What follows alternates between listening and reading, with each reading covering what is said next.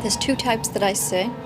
One type is about 3 feet tall, very dark, very ugly, not humanoid at all. The others are very, very tall, very lizard-looking, not pleasant. The creatures that I have seen mostly have been the grays. And when I say tall, I'm not talking 6 feet, I'm talking very tall, like 10 feet tall. Usually about 3 to 4 foot tall. Real big, almond-shaped, black eyes. The face was oval. The being itself couldn't have been more than 3 feet tall. It was sitting cross-legged at the top left-hand corner of my bed. Crazy? Off the planet? Out of their tree? Well, probably. But you certainly wouldn't come here, to Harvard University, to look for support for those beliefs. In the great tradition of the great universities, Harvard is dedicated to the search for truth, the highest standards of intellectual inquiry. But now, the Harvard University Medical School is embracing little grey men. Little grey men from outer space who actually abduct humans.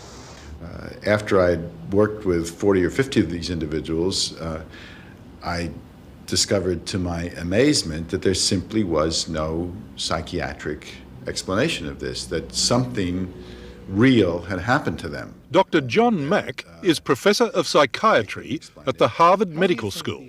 Professor Mack has spent the last few years listening to some people with very strange stories. Are there common factors to these experiences? Absolutely. The typical story, this would be a condensation of an abduction incident, say. A person is driving along in their car.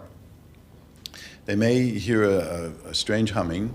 They may see a UFO up close, or they may just see the light, powerful light coming down over the car. They feel that the car is no longer in their control. And next thing they know, they're being taken by this light or by some energy. They may see 2, 3 more of these small beings. The most 80 to 90% of them are these little grays with these huge black eyes and rather pear-shaped heads and somewhat spindly bodies. And they are transported up on this energy to the UFO, sometimes through a smaller vehicle, and then that vehicle goes up into the larger mothership. Now this is so silly, it's funny. But you can't so simply dismiss a man of Professor Mack's standing.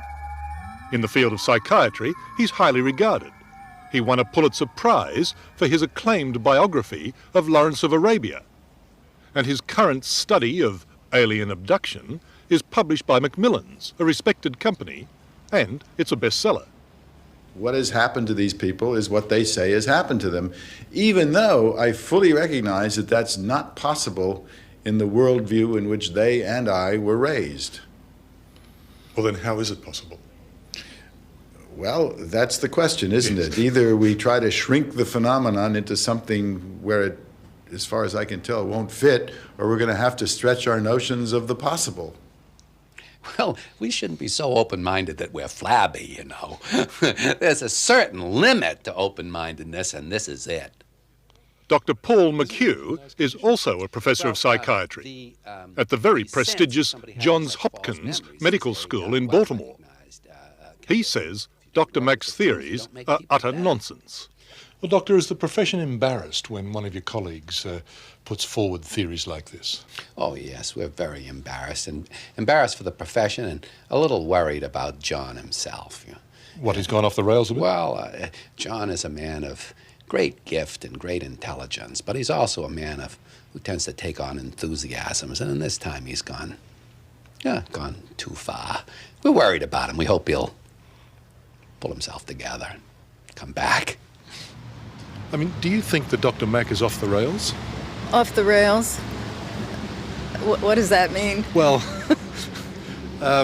he's a little deranged. Dr. Malkar Notman is the chairman of John Mack's faculty at Harvard. That means she's his boss.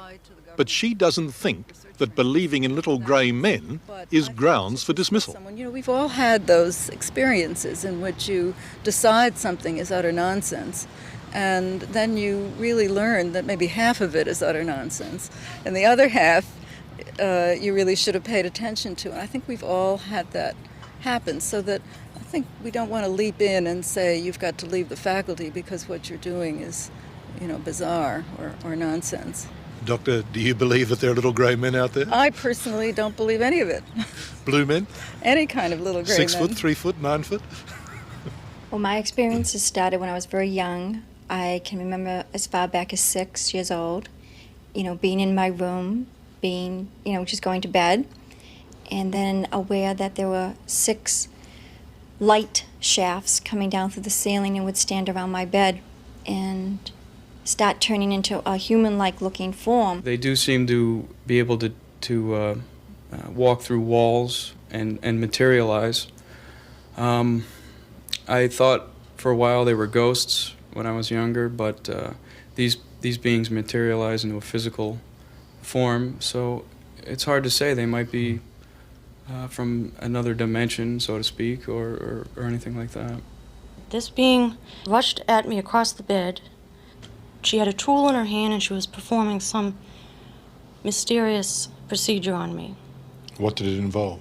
I wasn't allowed to lift my head, so all I could see was what I could see looking down across my face. And I saw the tool. I don't even want to know what she was doing. It was horrible. It was frightening, and it lasted a long time. Yeah, they aren't quote unquote. For those who have been abducted by aliens, there's a support group with its headquarters just 5 minutes from Harvard. Most of the abductees seem to live near Boston and are patients of Dr. Mack, which makes you wonder how the aliens choose their victims. I have no idea how the abductees are chosen. They seem to cut across every socioeconomic level. They seem to be, this is kind of paradoxical since everyone's always trying to blame this on psychopathology, they seem to be unusually mentally sound. In other words, they seem to pick people who are particularly strong, stable, open-minded. I'm not saying that these people who are making these claims are wild people in themselves. They have just developed a wild idea. And we have plenty of patients and plenty of people that have quite strange and false ideas about themselves. For example, feeling that they're a woman when they're a man, or feeling they're fat when they're as thin as a rake. We have all kinds of people like that, and we try to help them to see reality for what it is, not go along with their idea as though they were the judges of truth. There's a certain sensation that you feel when they are around. It's not something you go looking for. It's all of a sudden, it's a sensation within your cell structure, actually. Has Professor Mack been a helper? He's been a big help. The biggest thing he's done for me is because of who he is. I went to him because I really wanted him to tell me that, I was hallucinating, or there was something physiologically wrong with me, or maybe I was just plain crazy. And he didn't. And after listening to me, and he looked me right in the eye and said, you're not crazy. Is it possible that Dr. Mack has stumbled upon a whole new area of psychiatry? No, in fact, all he has discovered is a phenomenon that's been known to psychiatry for decades. In fact, here in this According to Dr. McHugh, the type of stories told by John Mack's patients were first classified as false memories in a psychiatric textbook published in 1912. Is there any danger in what he's doing? Oh, I think there is, yes, and I quite clearly believe that these patients that he is claiming have been abducted, do have psychological problems, and those problems are being masked by this idea that the explanation is this crazy one. Did you ever think you were going crazy? No. Nope. The only thing that I thought might be possible is that there was something that was causing a very consistent experience. What that something was, I didn't know, but I never thought that I was crazy.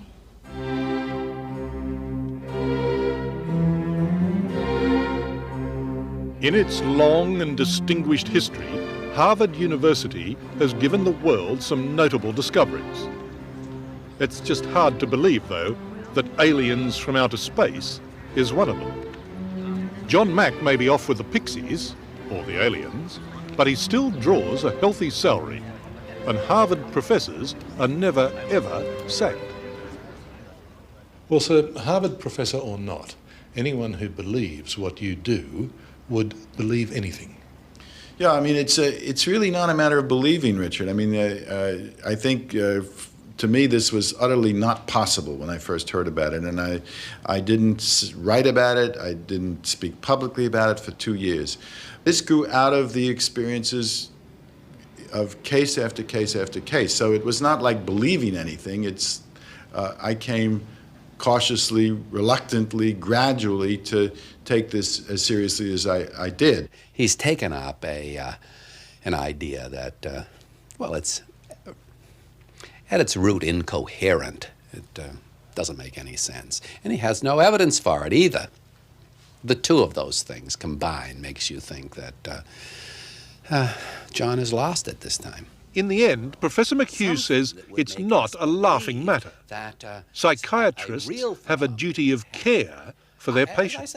One can propose almost anything in relationship to reality, but eventually the time has come to prove it and not simply assert it. What the source of this is, who these beings are, where they come from, what creates this intelligence, I don't know. But there's something profoundly important going on here that is authentic and real.